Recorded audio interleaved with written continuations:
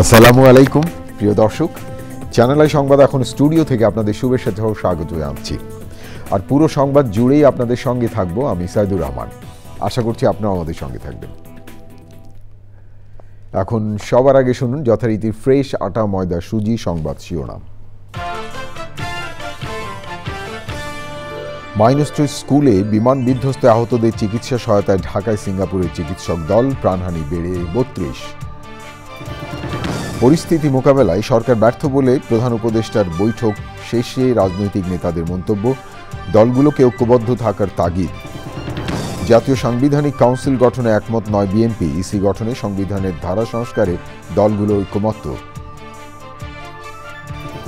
ফ্যাসিবাদী শক্তির উত্থান ঠেকাতেই প্রধান উপদেষ্টার ঐক্যের আহ্বান মনে করে বিএনপি, শীঘ্রই নির্বাচনের সুনির্দিষ্ট ঘোষণার আশা।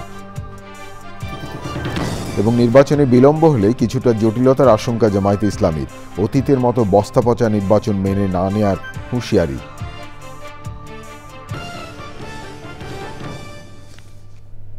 ধন্যবাদ প্রিয় দর্শক আমাদের সাথে যোগ দেওয়ার জন্য। এতক্ষণ সংবাদ শিরোনাম শুনলেন, চলুন যাওয়া যাক পুরো খবরে।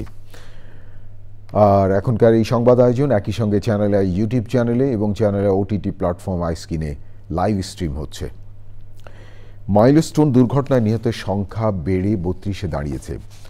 দগ্ধদের চিকিৎসা পদ্ধতি নিয়ে সন্তুষ্টি প্রকাশের পাশাপাশি কিছু পরামর্শ দিয়েছে সিঙ্গাপুরের একটি মেডিকেল টিম, জানিয়েছে জাতীয় বার্ন ও প্লাস্টিক সার্জারি ইনস্টিটিউটের ভারপ্রাপ্ত পরিচালক।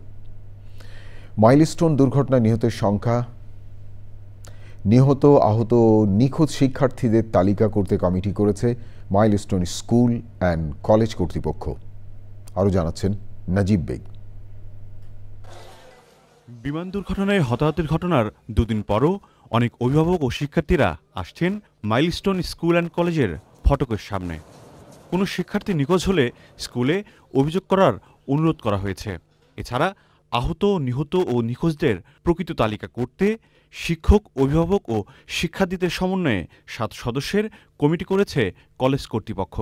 আমাদের শুধু এখন খবরটা পৌঁছে দেওয়া প্যারেন্টসদের যে আপনারা কাইন্ডলি মাইলস্টোন কলেজের দিয়াবাড়ি ভবনে, দিয়াবাড়ি ক্যাম্পাসে 5 নম্বর ভবনে যে তথ্য সরবরাহ কেন্দ্র আছে, আপনাদের কোনো প্যারেন্টস, কোনো বাচ্চা যদি স্টিল মিসিং থাকে আপনারা অনতিবিলম্বে এই জায়গাটায় যোগাযোগ করুন। দগ্ধ ও আহতদের চিকিৎসা সহায়তা করতে সিঙ্গাপুর জেনারেল হাসপাতালের সিনিয়র কনসালটেন্ট ডাক্তার চং সি জ্যাকের নেতৃত্বে সকালে জাতীয় বার্ন ও প্লাস্টিক সার্জারি ইনস্টিটিউটে আসে প্রতিনিধি দল।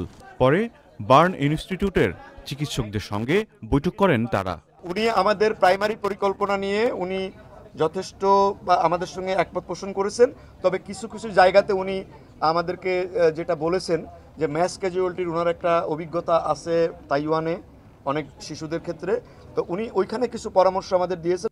এদিকে সামাজিক যোগাযোগ মাধ্যমে এক পোস্টে প্রধান উপদেষ্টার প্রেস সচিব শফিকুল আলম জানান, মাইলস্টোনের ঘটনায় আহত বা নিহতের সংখ্যা গোপনের উদ্দেশ্য নেই সরকারের। জাতীয় নিরাপত্তা জোরদার এবং আকাশপথে দুর্ঘটনা শূন্যে নামিয়ে আনতে সরকার প্রতিশ্রুতিবদ্ধ বলেও জানান তিনি। নাজিব বেগ, চ্যানেল আই, ঢাকা। সোমবার প্রশিক্ষণের সময় বিমান বাহিনী যুদ্ধ বিমান F-7BGI মাইলস্টোন স্কুল অ্যান্ড কলেজে হায়দার আলী ভবনে বিধ্বস্ত হয়। এতে মারাত্মকভাবে ক্ষতিগ্রস্ত হয়েছে ভবনটি, পুড়ে গেছে কয়েকটি কক্ষ, দুমড়ে মুচড়ে গেছে ভবনের সবকিছু, ভবনের আশেপাশের এলাকার গাছও পুড়ে গেছে। প্রিয় দর্শক, বিধ্বস্ত ও পুড়ে যাওয়া ভবনের চিত্র নিয়ে তুলে ধরছেন রিয়াজ ইসলাম।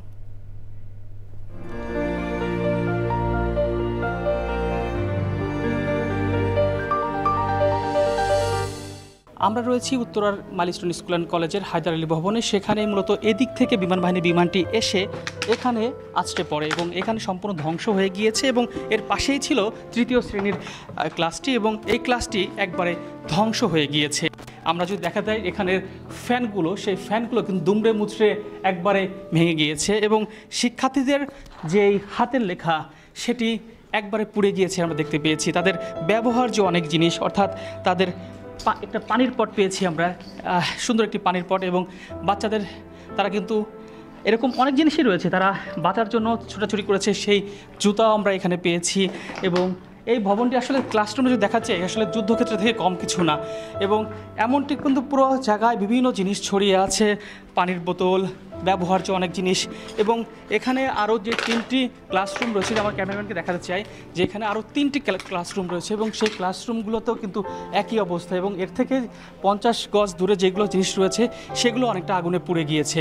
তো এখানে যারা ছিলেন অনেকেই আসলে নিহত হয়েছেন বলে আমাদের জানিয়েছে এখানকার মানুষ, তার কারণ এখানে সবচেয়ে বেশি আগুনের সূত্রপাত ছিল এবং এখানে সবচেয়ে বেশি মানুষ দগ্ধ হয়েছিল বলে আমাদের জানা যায়। এখানে থেকে সবচেয়ে বেশি শিক্ষার্থী দের মূলত উদ্ধার করেছে ফায়ার সার্ভিস সহ অন্যান্য বাহিনী। আরেকটি বিষয় জানিয়ে রাখি যে এখানে যে বিমানটি বিধ্বস্ত হয় এরপরে কিন্তু এখানে সম্পূর্ণ জায়গা জুড়ে আগুন লেগে যায় এবং এই আগুনটি আসলে একদম শেষ পর্যন্ত কিন্তু বিস্তৃত ছিল।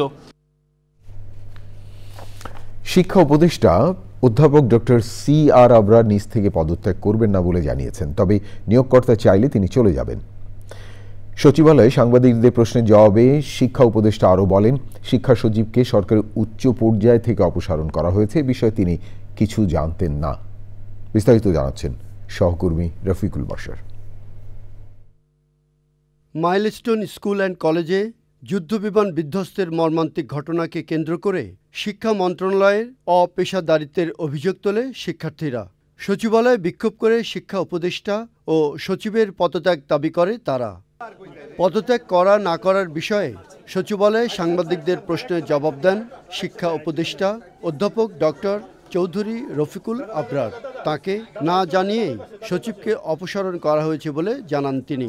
সেক্রেটারি রিজাইন করেছেন, যারা রিজাইন করেছেন মানে কি ওনাকে অব্যাহতি যেটা দেওয়া হয়েছে সেটা উচ্চতর একটা কমিটির সিদ্ধান্ত, এবং আমি সারাদিনের সেই সিদ্ধান্তের সঙ্গে আমি যুক্ত ছিলাম না।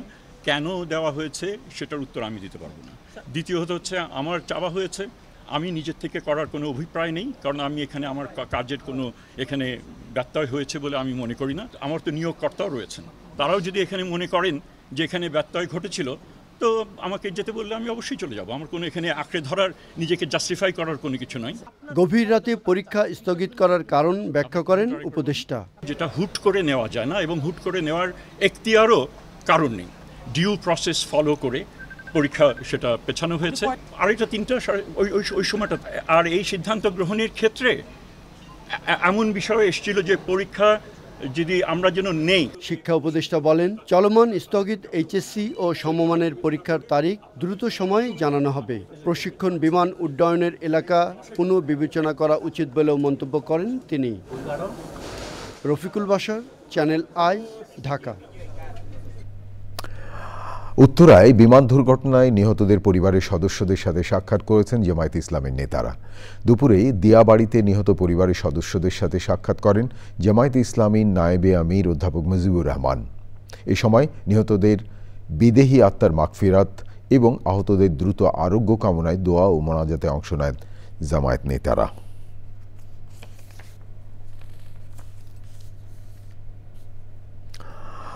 মাইলস্টোন ট্র্যাজেডি সহ চলমান পরিস্থিতি মোকাবেলায় অন্তর্বর্তী সরকার এবং আইনশৃঙ্খলা রক্ষাকারী বাহিনী ব্যর্থ বলে মন্তব্য করেছেন বিভিন্ন রাজনৈতিক দলের নেতারা।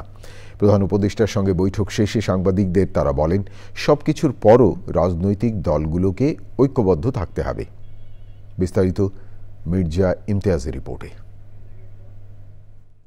মাইলস্টোন ট্র্যাজেডিতে সৃষ্টি হওয়া পরিস্থিতি নিয়ে মঙ্গলবার 4টি দলের নেতাদের সঙ্গে বৈঠকের পর বুধবার আরও 13 দলের নেতাদের সঙ্গে বৈঠক করেন প্রধান উপদেষ্টা প্রফেসর মোহাম্মদ ইউনুস। প্রধান উপদেষ্টার বাসভবন যমুনায় বৈঠক শেষে দলগুলোর নেতারা সাংবাদিকদের সঙ্গে কথা বলেন। এই বিষয়ে কোনো গাফিলতি ছিল কিনা এই বিমান বিধ্বস্ত হওয়ার ঘটনার পেছনে, সেই সব প্রশ্ন স্বচ্ছতার সাথে তদন্ত করে দেখতে হবে। আমরা বিক্ষোভের প্রতি সংযম প্রদর্শন এবং ধৈর্যের সাথে পরিস্থিতি মোকাবেলার জন্য সরকারের কাছে আবেদন জানাবো। সরকারের কর্মকাণ্ডে এবং ভূমিকায় দেখা গেছে যে তারা এনসিপির প্রতি একটু পক্ষপাত দুষ্ট ভূমিকা পালন করছে। তো এই রকমের একটা অভ্যুত্থানের পরে এত বিপুল জনপ্রিয় এবং জনসমর্থিত সরকার যদি কোনো দিকে হেলে যায় তাহলে তাদের প্রতি জনগণের সমর্থন কিন্তু সরে যাবে। বিভিন্ন রাজনৈতিক দলের মধ্যে সৃষ্টি হওয়া ঐক্যে ফাটল ধরেছে বলেও মন্তব্য করেন নেতারা। যদি আপনি আমাদের সংস্কারও ভালো মতো করতে না পারেন, যদি নির্বাচনও আপনাকে দিয়ে একটা ভালো নির্বাচন না হয়, তাহলে অনুরোধ করব আপনি দায়িত্ব থেকে অব্যাহতি নিয়ে চলে আসেন। আগামী বছর জাতীয় নির্বাচনের মধ্য দিয়ে যাতে আমরা একটা গণতান্ত্রিক অভিযাত্রা নিশ্চিত করতে পারি, সেই পরিবেশটা সরকার তৈরি করে। দেশের সার্বিক পরিস্থিতির উন্নয়নে দ্রুত নির্বাচনের তারিখ ঘোষণা করার দাবি জানান রাজনৈতিক দলগুলোর নেতারা। Mirza Imtiaz, channel I, Dhaka. জাতীয় সাংবিধানিক কাউন্সিল এনসিসি গঠনে বিএনপি একমত না হলেও নির্বাচন কমিশন গঠনে সংবিধানের ধারা সংস্কারে বিএনপি সহ রাজনৈতিক দলগুলো একমত হয়েছে। তবে এনসিপি বলছে শুধু নির্বাচন কমিশন নয়, সাংবিধানিক অন্যান্য পদের নিয়োগ এনসিসির প্রস্তাবনার আলোচনা প্রয়োজন। জাতীয় ঐকমত্য কমিশনের নিরপেক্ষতা হারিয়েছে অভিযোগ তুলে কমিশনের আগামী বৈঠক বয়কটের ঘোষণা দিয়েছে গণ অধিকার পরিষদ। প্রিয় দর্শক, রিপোর্টে আরও জানাচ্ছেন জান্নাতুল বাকিয়া কেকা। রাজনৈতিক দলগুলোর সাথে জাতীয় ঐকমত্য কমিশনের দ্বিতীয় দফার 18তম দিনের আলোচনা।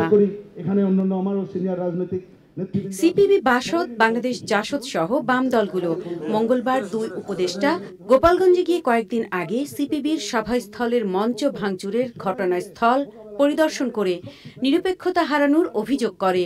পাশাপাশি মাইলস্টোনের শিক্ষার্থী ও শিক্ষকদের মারধরের প্রতিবাদে ওয়াকআউট করেন তারা। কিন্তু আমাদের পক্ষে এই ঘটনার প্রতিবাদ করা ছাড়া এইখানে থাকা সম্ভব বলে আমরা মনে করছি না। আলোচনায় একাধিক বিষয় থাকলেও নির্বাচন কমিশনের প্রধান ও অন্যান্য কমিশনার নিয়োগে সংবিধানের বিদ্যমান অনুচ্ছেদ সংশোধনের উপর আলোচনা হয়। অধিকাংশ রাজনৈতিক দল এবং আমরা এবি পার্টির পক্ষ থেকে আমরা বলেছি এটা সংবিধানে অন্তর্ভুক্ত থাকতে হবে। সংশোধনে এই জায়গাটাকে সংশোধন করার একটা প্রস্তাব পেশ করেছে কমিশন। আমরা এই প্রস্তাবকে সমর্থন করেছি। সিলেকশন কমিটির সর্বসম্মতক্রমে একজন প্রধান নির্বাচন কমিশনার নিয়োগ করবে। স্বাধীন নির্বাচন কমিশন গঠনে 5 সদস্যের সিলেকশন কমিটি গঠনে রাজনৈতিক দলগুলো তাদের সম্মতির কথা জানায়। সাংবিধানিক প্রতিষ্ঠান এবং সংবিধিবদ্ধ প্রতিষ্ঠানের ক্ষেত্রে সংবিধানে নিয়ে আসার জন্য আইন সংশোধনের যে প্রস্তাব করা হয়েছে তার সাথে আমরা একমত না হয়ে শুধুমাত্র নির্বাচন কমিশনের ক্ষেত্রে আমরা একমত হয়েছি। 5টা বিষয়ে সাংবিধানিক এবং সংবিধিবদ্ধ প্রতিষ্ঠানগুলোতে নিয়োগের একটা কমিটি করা হবে। একটা বিষয়ই আজকে আমরা একমত হতে পেরেছি, বাকি 4টা বিষয় এখনো পর্যন্ত অনিশ্চয়তার জায়গায় রয়েছে। কমিশন জানায় সিলেকশন কমিটি নামগুলো স্বচ্ছ প্রক্রিয়ায় বাছাই ও শর্ট লিস্ট করে রাষ্ট্রপতির কাছে পাঠাবেন। প্রধান নির্বাচন কমিশনার এবং আইনের দ্বারা নির্ধারিত সংখ্যক নির্বাচন কমিশনার সমন্বয়ে বাংলাদেশের একটি নির্বাচন কমিশন থাকিবে। জান্নাতুল বাকিয়া কেকা, চ্যানেল আই, ঢাকা। বিএনপি মহাসচিব মির্জা ফখরুল ইসলাম আলমগীর জানিয়েছেন, ফ্যাসিবাদী শক্তি আবার উত্থানের চেষ্টা করছে। তাই মঙ্গলবার রাতে প্রধান উপদেষ্টা অধ্যাপক ডক্টর ইউনূসের সঙ্গে রাজনৈতিক দলগুলো যে আলোচনা হয়েছে সেখানে গণতান্ত্রিক শক্তিকে ঐক্যবদ্ধ হওয়ার আহ্বান জানানো হয়েছে। বিএনপি চেয়ারপারসনের গুলশান কার্যালয়ে সাংবাদিকদের মির্জা ফখরুল বলেন, নির্বাচন নিয়ে শীঘ্রই সুনির্দিষ্ট ঘোষণা আসবে। রাহুল রায় রিপোর্ট। মঙ্গলবার রাতে যমুনায় হঠাৎই রাজনৈতিক দলগুলোর সঙ্গে বৈঠক করেছেন প্রধান উপদেষ্টা ডক্টর মোহাম্মদ ইউনূস। রাতে বৈঠক শেষে বিএনপি মহাসচিব বৈঠক নিয়ে কোনো কথা বলেননি। সকালে বিএনপি চেয়ারপারসনের গুলশান কার্যালয়ে জাতীয়তাবাদী ক্ষুদ্র জাতিগোষ্ঠীর সঙ্গে বৈঠক করেছেন বিএনপি মহাসচিব। বৈঠক শেষে সাংবাদিকদের জানান, গোপালগঞ্জের ঘটনা, মঙ্গলবার সচিবালয়ে বিশৃঙ্খলা সহ সাম্প্রতিক ইস্যুগুলো নিয়ে প্রধান উপদেষ্টার সঙ্গে কথা হয়েছে। গণঅভ্যুত্থানের মধ্য দিয়ে যে পরিবর্তন নিয়ে আসা হয়েছে, ফ্যাসিস্ট ইসলামী শক্তিকে যে পরাজিত করা হয়েছে, সেটা এই জুলাই আগস্ট মাসেই ওই শক্তির আবার উত্থানের একটা নমুনা দেখা মতো অবস্থা তৈরি হয়েছে। সমস্ত রাজনৈতিক দলগুলোর যারা ফ্যাসিস্টদের বিরুদ্ধে সংগ্রাম করেছে, লড়াই করেছে, তাদের সঙ্গে তিনি মত বিনিময় করার জন্য এই সভাটা তিনি ডেকেছিলেন। সর্বাত্মক সহযোগিতা করবার জন্য আমরা আলোচনা করেছি। মহাসচিব জানিয়েছেন, নির্বাচন নিয়েও কথা হয়েছে। সরকারের ভেতরের অনেকের অভিজ্ঞতার ঘাটতি আছে বলেও মনে করেন তিনি। ওনার যে প্রতিশ্রুত যে ফেব্রুয়ারির মাঝামাঝি সময়ে নির্বাচন দেওয়া হবে, সেটা আমরা মনে করি যে ওনারা যে অতি দ্রুত সেই ব্যবস্থা গ্রহণ করা উচিত। এই ব্যাপারে ঘোষণা দিয়ে আপনার কোনো যেন আর অ্যাম্বিগুইটি না থাকে, অস্পষ্টতা না থাকে, সেই ব্যবস্থাটা নেওয়া উচিত। তিনি বলেছেন যে তিনি সেই ব্যবস্থাটা নেবেন। এই সরকারের সবচেয়ে বড় সমস্যাটা কোথায় জানেন? যে তাদের অভিজ্ঞতা অনভিজ্ঞ লোকেরাই বেশি আছে, অভিজ্ঞতার অভাব আছে। আর কিছু কিছু মানুষের মধ্যে একটা সমস্যা আছে কি, যে তাদের ইগো কাজ করে, তারা এই রাজনৈতিক দলগুলোর যে একটা অভিজ্ঞতা আছে, বিশেষ করে যারা সরকারে ছিল অতীতে, যেমন আমরা, আমাদের সঙ্গে পরামর্শ করা, কথা বলা, মাঝে মাঝে মতামত নেওয়ার চেষ্টা করা, এই বিষয়টায় তারা একটু পিছিয়ে। মির্জা ফখরুল বলেছেন, রাজনৈতিক দলগুলোর সঙ্গে ঘন ঘন আলোচনা হলে আরো ভালো হতো। এই মত বিনিময়টা আরো ঘন ঘন হলে আরো ভালো হতো। রাহুল রায়, চ্যানেল আই, ঢাকা।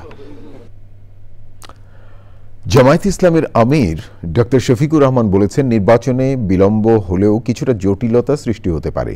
সিলেটে বিয়ানীবাজারে সমাবেশে জামায়াতে ইসলামের আমির বলেন, অতীতের মতো বস্তাপচা নির্বাচন চান না, এমন হলে নির্বাচন মেনেও নেবেন না। তিনি বলেন, নির্বাচনের লেভেল প্লেইং ফিল্ড, কালো টাকার প্রভাব এবং মাস্তানতন্ত্র বন্ধ করতে হবে। সিলেট থেকে আরও জানাচ্ছেন সাদিকুর রহমান সাকি। সিলেটের বিয়ানীবাজারের জনশক্তি ও সুদী সমাবেশের আয়োজন করে জামাতে ইসলামী। অনুষ্ঠানে জেলার নেতাকর্মী ছাড়াও কেন্দ্রীয় নেতারা উপস্থিত ছিলেন। সমাবেশে প্রধান অতিথির বক্তৃতায় জামাতের আমির বলেন, আগামী নির্বাচন হতে হবে অবাধ, সুষ্ঠু ও গ্রহণযোগ্য। নির্বাচন কমিশনও প্রশাসনকে রাখতে হবে নিরপেক্ষ। বন্ধুগণ, অবশ্যই দেশকে সুশৃঙ্খল অবস্থায় আনতে হলে আমাদের একটা কার্যকর নির্বাচন লাগবে। সেই নির্বাচনটা আমরা আশা করছি আগামী বছরের প্রথম দিকে ইনশাল্লাহ অনুষ্ঠিত হবে। কিন্তু সেই নির্বাচনটা কেমন চাই? আমাদের স্পষ্ট বক্তব্য, অতীতের বস্তাপচায় ধারায় নতুন কোনো নির্বাচন চাই না, এবং এমন কোনো নির্বাচন আমরা মেনেও নেব না। জামাতের আমির বলেন, দুর্নীতিমুক্ত, মানবিক ও ন্যায়ভিত্তিক বাংলাদেশ গড়াই জামাতের লক্ষ্য। আমরা প্রবাসীদের ভোটাধিকার চেয়েছি। এই আন্দোলন, এই বিপ্লব, এই অভ্যুত্থান আমরা একা করি নাই। আমাদের প্রবাসীরা সমান কৃতিত্বের দাবিদার। তাদের ভোটাধিকার কেন থাকবে না? তাদের ভোটাধিকার অবশ্যই নিশ্চিত করতে হবে। জামাত ইসলামের আমির বলেন, 15 বছরে দেশ থেকে যে অর্থ পাচার হয়েছে তা দেশের বার্ষিক বাজেটের 5 গুণ। এই অর্থ দেশে থাকলে দেশ অনেক দূর এগিয়ে যেত। Sadiqur Rahman Saki, channel I, Sylhet. সরকারে সাম্প্রতিক কর্মকাণ্ডের সমালোচনা করে জাতীয় নাগরিক পার্টির দক্ষিণাঞ্চলের মুখ্য সংগঠক হাসনাত আবদুল্লাহ বলেছেন, সরকার পরিস্থিতি সামাল দিতে ব্যর্থ হচ্ছে। চাঁদপুর শহরে বাস স্ট্যান্ডে পদযাত্রা কর্মসূচিতে হাসনাত বলেন, অন্তর্বর্তী সরকারের কাছে অনেক প্রত্যাশা ছিল, কিন্তু কিছুই পূরণ হয়নি। দলের সিনিয়র যুগ্ম আহ্বায়ক সামান্তা সারমিন বলেছেন, অন্তর্বর্তী সরকার নিজেদেরকে নির্বাচনকালীন সরকারে পরিণত করেছে। প্রিয় দর্শক, চাঁদপুর ও কুমিল্লা প্রতিনিধিদের পাঠানো তথ্য ও ভিডিও চিত্র নিয়ে দেখুন তফিমুল ইসলামের রিপোর্টটি। দেশ গড়তে জুলাই পদযাত্রার 23তম দিন চাঁদপুর ও কুমিল্লায় পদযাত্রা করেছে জাতীয় নাগরিক party NCP. Milestone school and কলেজে বিমান দুর্ঘটনায় নিহতদের স্মরণে পদযাত্রার পাশাপাশি শোক মিছিল করে নেতাকর্মীরা। চাঁদপুর সার্কিট হাউসে জুলাই অভ্যুত্থানের শহীদদের পরিবারের সদস্যদের সঙ্গে মতবিনিময় শেষে শহরের বিভিন্ন স্থানে পদযাত্রা করে এনসিপি। এনসিপির সিনিয়র যুগ্ম আহ্বায়ক সামান্তা শারমিন বলেন, দেশের জনগণের প্রতি এই সরকারের কোনো দায়বদ্ধতা নেই। আমরা বিস্মিত হয়ে লক্ষ্য করি, একটি অন্তর্বর্তীকালীন সরকার এমবাসি ব্যাকআপ নিয়ে নিজেদেরকে একটি নির্বাচনকালীন সরকারে পরিণত করেছে, এবং এই সরকারের কোন ধরনের দায়বদ্ধতা নাই বাংলাদেশের জনগণের প্রতি। আমাদের সরকার আমাদেরকেই গড়ে তুলতে হবে। জাতীয় নাগরিক পার্টির দক্ষিণাঞ্চলের মুখ্য সংগঠক হাসনাত আবদুল্লাহ বলেন, সরকারের কাছে যা প্রত্যাশা ছিল তা দিন দিন কমছে।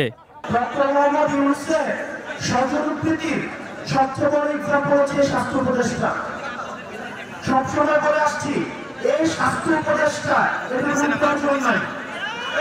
আপনার কোন ধরনের অ্যাক্টিভিটি আরাম হবে। চাঁদপুরের পর কুমিল্লার বিভিন্ন স্থানে পদযাত্রা ও পথসভা করে জাতীয় নাগরিক পার্টি।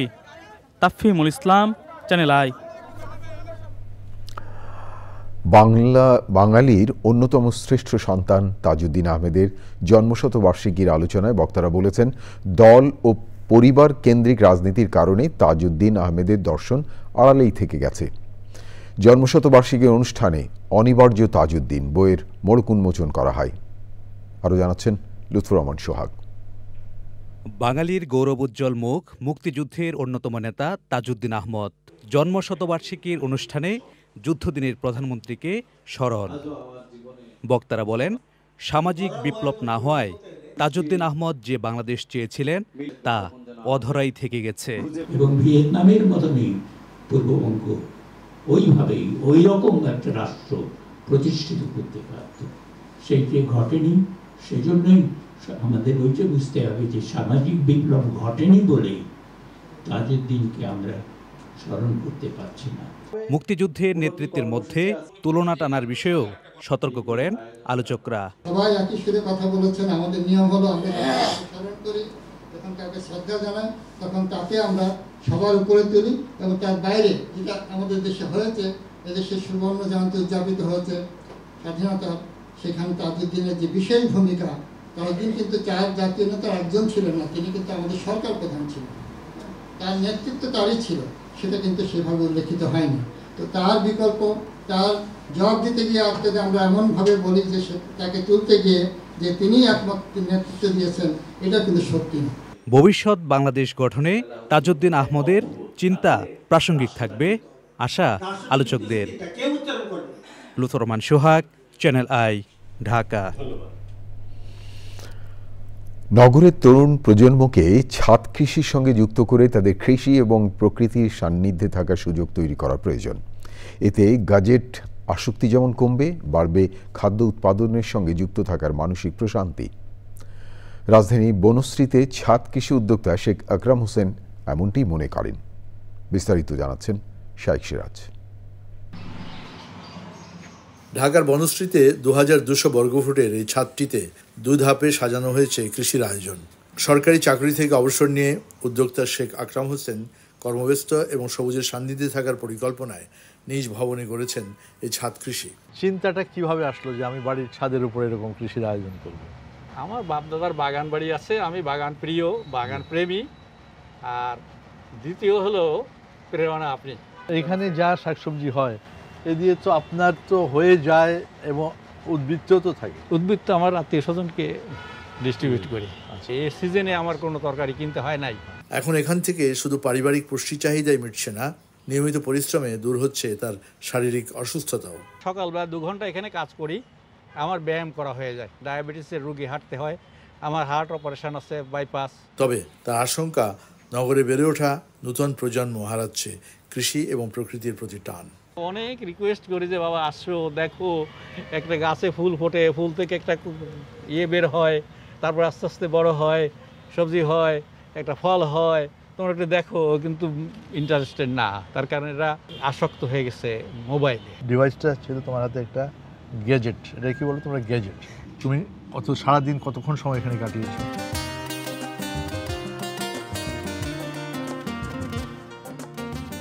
গতকালকে এটাতে 12 ঘন্টা 30 মিনিট। 12 ঘন্টা 30 মিনিট কাটিয়েছে। এটা গতকালকে না? জি। হিসেব 18 তারিখের। দর্শক, এটা শুধু ওর না, সবার চিত্র একই রকম। আমাদের প্রজন্মের হাত ধরে যখন একটি বাড়ির ছাদও হয়ে উঠতে পারে উর্বর শস্য ক্ষেত্র এবং নিরাপদ থাকার একটা নিয়ামক, সুস্থ ফসল পাবার একটা ক্ষেত্র, সে জায়গায় এই প্রজন্মের হাতে ডিজিটাল ডিভাইসই যখন মুখ্য, তখন এরকম আয়োজনগুলো তাদেরকেও দিতে পারে শান্তির ক্ষেত্র। ঢাকার বনশ্রী ছাদ কৃষি থেকে শাইখ সিরাজ, চ্যানেল আই। প্রিয় দর্শক, এই নিয়ে বিস্তারিত প্রতিবেদন দেখবেন আগামীকাল বেলা 3:05 হৃদয়ে মাটি ও মানুষের ডাক অনুষ্ঠানে। এবারে অন্যান্য খবর। শুল্ক কমানোর আশায় যুক্তরাষ্ট্র থেকে বেশি করে গম আমদানির সিদ্ধান্ত নেওয়া হয়েছে। এতে দাম বেশি পড়লেও আরোপিত শুল্ক কমাতে সহায়ক হবে বলে মনে করেন অর্থ উপদেষ্টা ডক্টর সালেউদ্দিন আহমেদ। অর্থনৈতিক বিষয় সংক্রান্ত এবং সরকারি ক্রয় সংক্রান্ত উপদেষ্টা পরিষদ কমিটির বৈঠক শেষে সাংবাদিকদের অর্থ উপদেষ্টা আরও বলেন, এই সিদ্ধান্ত শুল্ক কমানোর দর কষাকষিতে কাজে লাগবে। বৈঠকে যুক্তরাষ্ট্র থেকে গম, রাশিয়া সহ বিভিন্ন দেশ থেকে সার, এলএনজি এবং মসুর ডাল কেনার অনুমোদন দেওয়া হয়। আমার হাতে আরও খবর আছে প্রিয় দর্শক, দেখতে থাকুন চ্যানেল আই সংবাদ। এবারে বিরতি, আর বিরতির পর যা দেখতে পাবেন।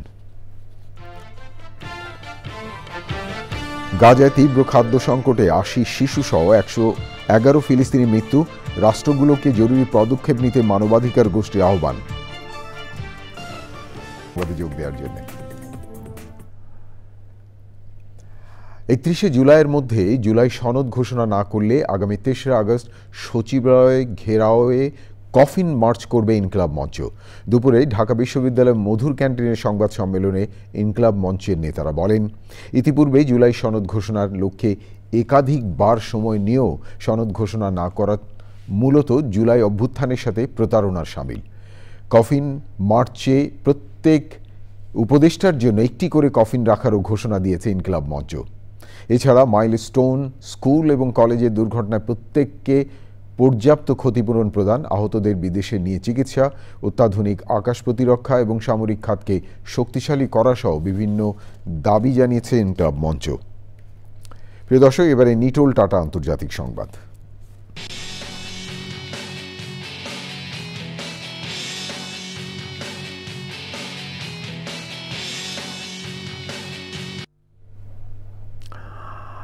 ইসরায়েলের নির্বিচার হামলার পাশাপাশি তীব্র খাদ্য সংকটে ভুগছেন গাজার বাসিন্দারা। অনাহারে দিন কাটাতে হচ্ছে উপত্যকার অসহায় শিশুদের। গাজার স্বাস্থ্য মন্ত্রণালয় হিসেবে 21 মাসের বেশি সময় ধরে চলা সংঘাতের সময় উপত্যকাটিতে অপুষ্টিতে 111 ফিলিস্তিনি মৃত্যু হয়েছে, তাদের মধ্যে 80 জনই শিশু। গাজায় বর্তমানে প্রায় 9 লাখ মানুষ ক্ষুধার যন্ত্রণায় ভুগছেন বলে জানিয়েছেন স্থানীয় আল শিফা হাসপাতালের পরিচালক মোহাম্মদ আবু সালমিয়া। এর মধ্যে 70,000 শিশু অপুষ্টির শিকার বলে জানান তিনি। প্রিয় দর্শক, এবারে কৃষি সংবাদ।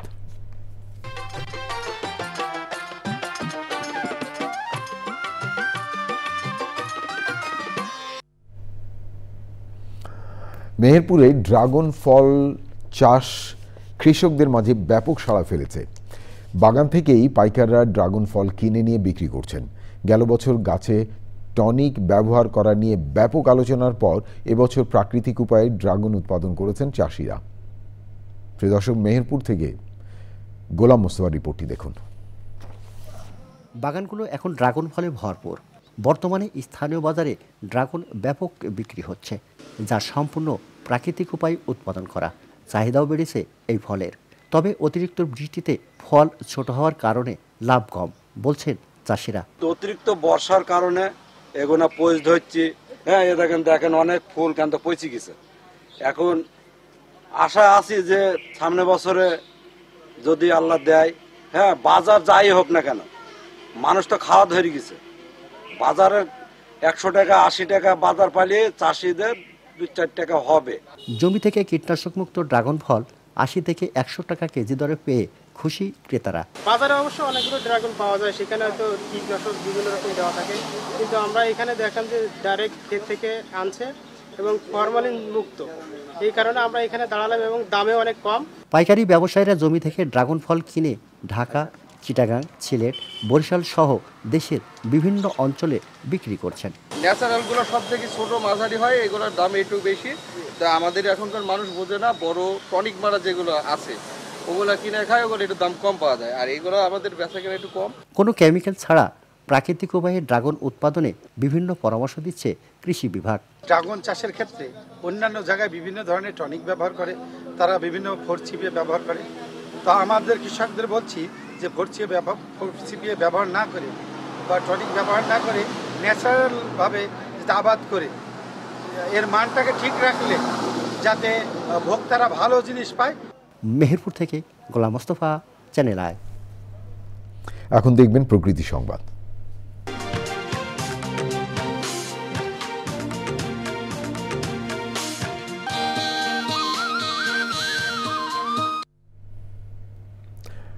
আবহমান বাংলায় কদম ফুল আর বর্ষা একই সূত্রে গাঁথা।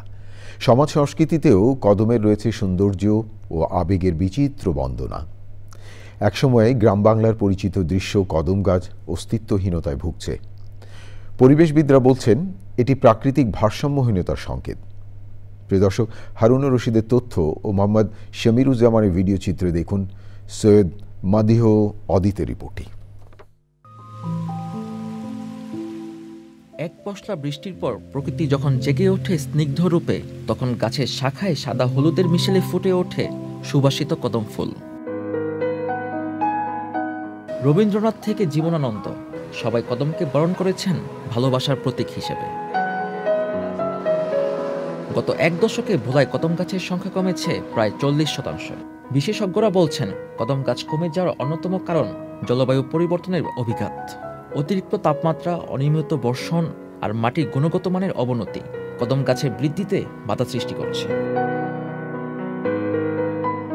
দশক আগেও ভোলায় সড়কের পাশ জুড়ে কদম শোভা পেলেও এখন তা শুধুই স্মৃতি। কদম ফুলের সৌন্দর্য আমরা যাতে দেখতে পাই, তার জন্য এই কদম ফুল অন্যান্য গাছে রোপণের পাশাপাশি এই গাছটাও রোপণ করা উচিত। আমরা বিভিন্ন সময় এই ফুল দিয়ে খেলা করেছি, কিন্তু এখন আমরা যত বড় হচ্ছি তত কদম ফুল আমাদের ধারের কাছ থেকে মানে বিলুপ্ত হয়ে যাচ্ছে। যে সমস্ত ফুল গাছগুলো বিলুপ্তির পথে, এগুলাকে সংরক্ষণের জন্য যথাযথ প্রক্রিয়া বা ব্যবস্থা করা খুবই জরুরি। পরিবেশ বিপর্যয় প্রতিরোধ ও দেশীয় উদ্ভিদের অস্তিত্ব রক্ষায় ব্যাপক বৃক্ষরোপণের উদ্যোগ নিয়েছে বন বিভাগ। মানুষের সৌন্দর্য, যেটা মানুষের মনকে প্রসিদ্ধ করে, যেগুলো নিয়ে সাহিত্য সংস্কৃতিতে একটা প্রভাব তৈরি হবে, এই ধরনের প্রজাতিগুলো যেন তারা সংরক্ষণ করে বাংলাদেশে টিকিয়ে রাখে, এর জন্য আমরা সবসময় পরামর্শ দিয়ে থাকি। বাস্তুতন্ত্র রক্ষায় শুধু কদমই নয়, সব প্রকার জীববৈচিত্র্য সংরক্ষণের বিকল্প নেই বলে মত পরিবেশবাদীদের। সৈয়দ মাদি হাওয়াদিদ, প্রকৃতি ও জীবন ডেস্ক, চ্যানেল আই। চমৎকার। প্রিয় দর্শক, এবারে ঢাকা ব্যাংক পিএলসি বাণিজ্য সংবাদ।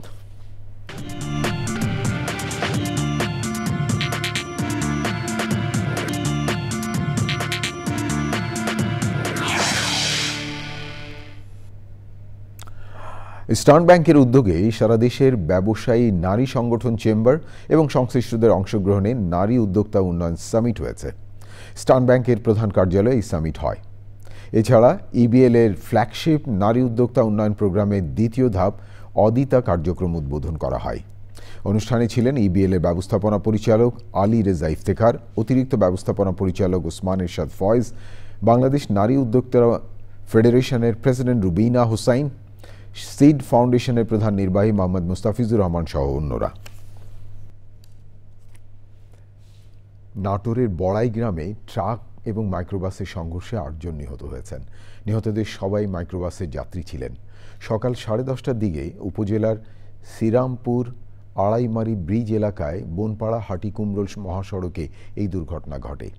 পুলিশ জানায়, নাটোর থেকে ঢাকাগামী মাইক্রোবাসের সাথে বিপরীত দিক থেকে আসা একটি ট্রাকের সংঘর্ষ হয়। এতে ঘটনাস্থলেই 5 জনের মৃত্যু হয়। পরে হাসপাতালে আরও 3 জনের মৃত্যু হয়।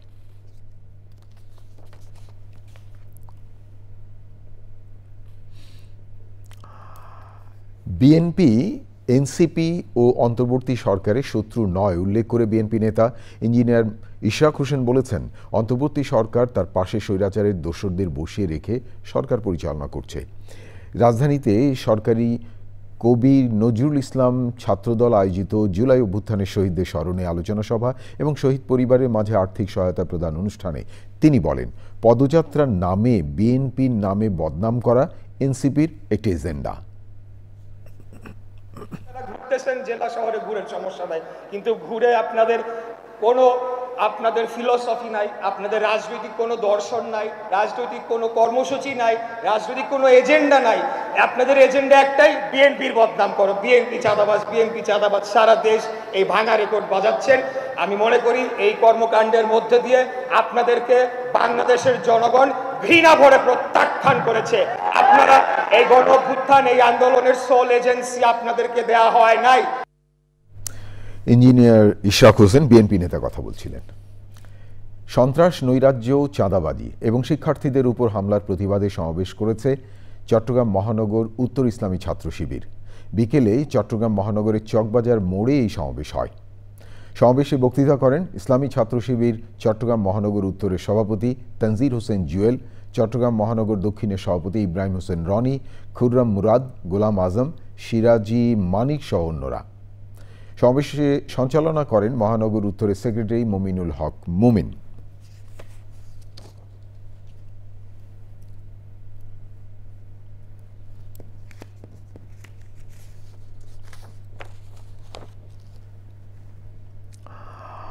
গণসংগীত শিল্পী ও বীর মুক্তিযোদ্ধা ফকির আলমগীরের মৃত্যুবার্ষিকীতে কোরআন তেলাওয়াত, দোয়া মাহফিল সহ নানা কর্মসূচি হয়েছে। সকালে রাজধানী খিলগাঁও তালতলায় তার কবরে পুষ্পস্তবক অর্পণ করা হয়।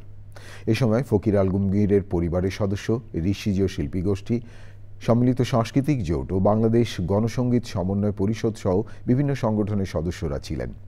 এছাড়া তার প্রাণ দিবস উপলক্ষে খিলগাঁয়ের মাটির মসজিদে দোয়া মাহফিল ও ফরিদপুরের ভাঙ্গা উপজেলায় কালামৃধা গ্রামে মিলাদ এবং দোয়া মাহফিল হয়েছে।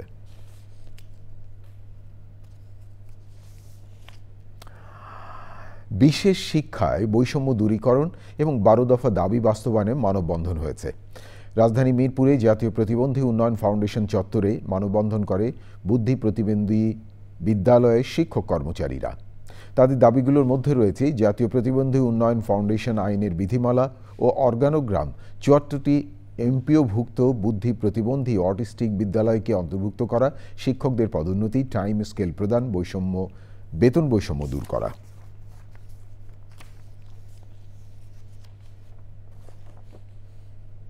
প্রিয় দর্শক, আপনারা আছেন চ্যানেল আইর সঙ্গে। আবারও বিরতি, আর বিরতির পর যা দেখতে পাবেন, আন্তর্জাতিক ক্রিকেটে আন্দ্রে রাসেলের শেষ ম্যাচে ওয়েস্ট ইন্ডিজের পরাজয়, সিরিজের দ্বিতীয় টি-20তে 8 উইকেটে জিতল অস্ট্রেলিয়া। শেষ খবরগুলো নিয়ে আবারও ফিরে এলাম চ্যানেল আই সংবাদে। আপনাদেরকে আরেকবার স্বাগত জানাচ্ছি। ভোটের সংবাদ সংগ্রহে গণমাধ্যম কর্মীদের জন্য নীতিমালা জারি করেছে নির্বাচন কমিশন। ভোট কক্ষ থেকে সরাসরি সম্প্রচার ও গোপন কক্ষের ভেতরে ছবি তোলায় নিষেধ রয়েছে। ইসি সচিব আক্তার আহমেদ স্বাক্ষরিত নির্বাচনী সংবাদ সংগ্রহে সাংবাদিক এবং গণমাধ্যম কর্মীদের জন্য নীতিমালা 2025 জারি করা হয়। ত্রয়োদশ সংসদ নির্বাচন সামনে রেখে এই নীতিমালা জারি করলেও স্থানীয় সরকারের জেলা, উপজেলা, ইউনিয়ন, পৌরসভা ও সিটি কর্পোরেশনের নির্বাচনেও একই নীতিমালা প্রযোজ্য হবে। এতে বলা হয়েছে, ভোটকক্ষে সাক্ষাৎকার নেওয়া যাবে না। ভোট গণনার ছবি তোলা গেলেও সেখান থেকে সরাসরি সম্প্রচার করা যাবে না। দেশকে অস্থিতিশীল করতে প্রতীত ফ্যাসিবাদের আস্ফালন এবং দেশ বিরোধী সকল ষড়যন্ত্রের প্রতিবাদে বিক্ষোভ সমাবেশ করেছে ইসলামী ছাত্র আন্দোলন ঢাকা মহানগর শাখা। জাতীয় প্রেস ক্লাবের সামনে এই বিক্ষোভ সমাবেশ করেন। এই সময় বক্তারা বলেন, বিভিন্নভাবে পতিত সরকারের লোকজন দেশকে অস্থিতিশীল করে তুলছে। দেশে জাতিসংঘের মানবাধিকার কমিশনের কার্যালয়ে স্থাপনের বিরোধিতা করেন তারা।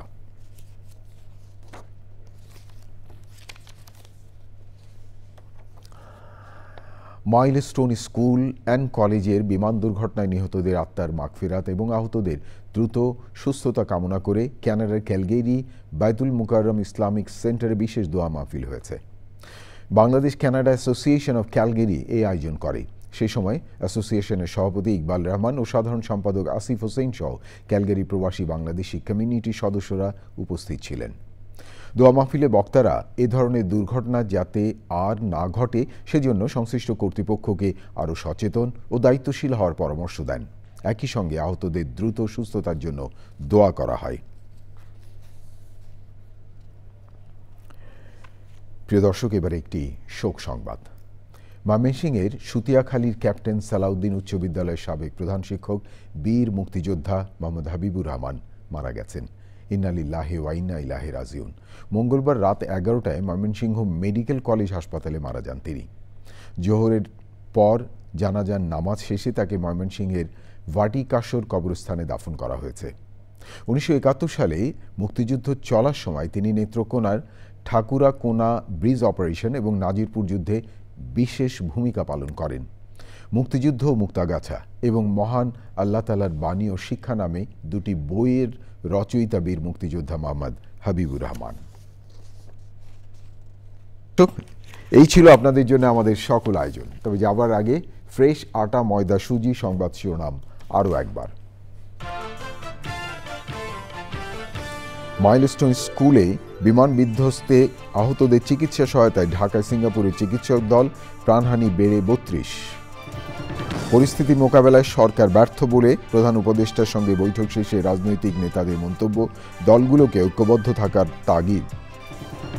জাতীয় সাংবিধানিক কাউন্সিল গঠনে একমত নয় বিএনপি, ইসি গঠনে সংবিধানের ধারা সংস্কারে দলগুলোর ঐক্যমত্য।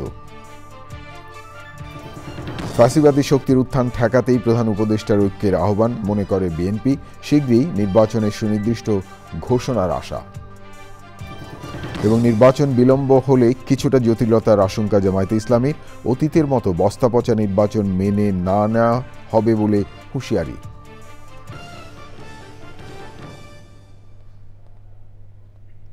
প্রিয় দর্শক, এতক্ষণ চ্যানেল আই সংবাদ দেখার জন্য অসংখ্য ধন্যবাদ। আর চ্যানেল আই সর্বশেষ সংবাদ জানতে ভিজিট করুন channelionline.com আর যুক্ত থাকুন আমাদের সোশ্যাল মিডিয়া প্ল্যাটফর্মগুলোর সাথে। প্রিয় দর্শক, ভালো থাকবেন আর ভালো রাখবেন সবাইকে।